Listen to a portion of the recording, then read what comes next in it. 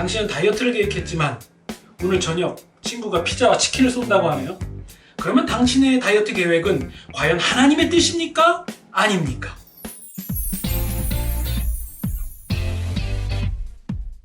기독교인들이 습관처럼 쓰는 말 중에 하나가 다 하나님의 뜻이야 입니다.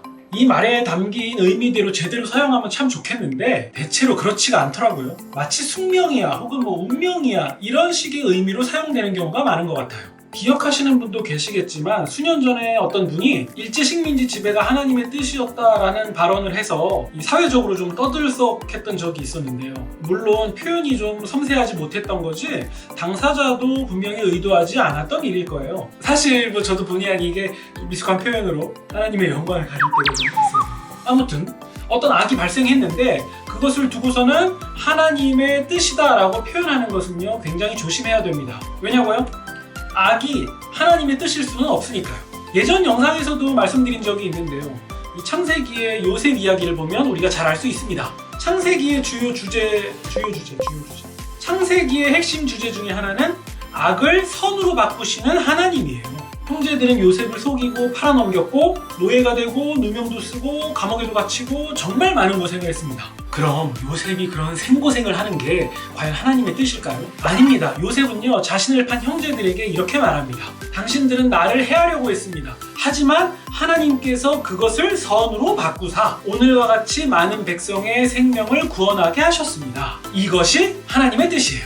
동시에 우리 인생에도 적용할 수 있는 하나님의 원리죠. 요셉이 악을 겪은 게 하나님의 뜻이 아니라 요셉의 삶에 발생한 악을 선으로 바꾸시는 게 하나님 뜻이에요.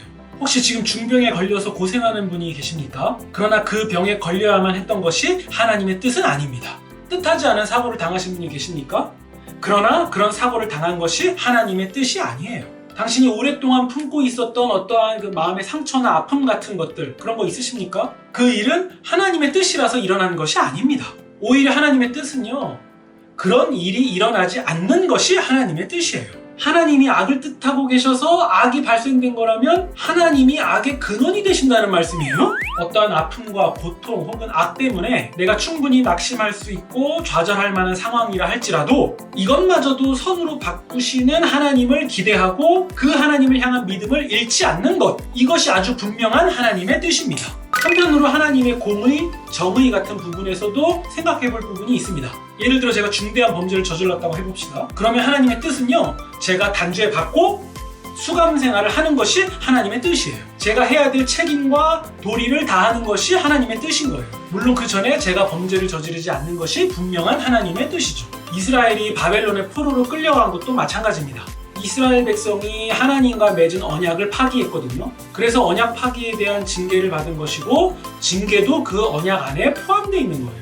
그래서 이스라엘 백성이 바벨론 포로가 된 것이 언약대로 이행되었기 때문에 하나님의 뜻이라고 말하는 거지 이것을 다른 나라, 다른 민족의 어떤 재난이라던가 식민지배 같은 상황에 무조건 다 끼워 맞출 수 있는 그런 개념이 아닌 거예요. 오히려 하나님의 백성인 교회에 적용하는 것이 맞습니다. 교회가 신자가 하나님의 뜻과 정반대의 길을 걸어갈 때에는 징벌을 받는 것이 하나님의 뜻이에요. 하나님의 훈계를 받는 것이 하나님의 뜻이죠. 그러나 그 목적은 징계 그 자체에 있는 것이 아닙니다. 하나님의 징계의 목적은 하나님의 자녀들이 하나님의 거룩하심에 참여하게 하는 거고요. 결국 우리에게 유익을 주시기 위함이에요.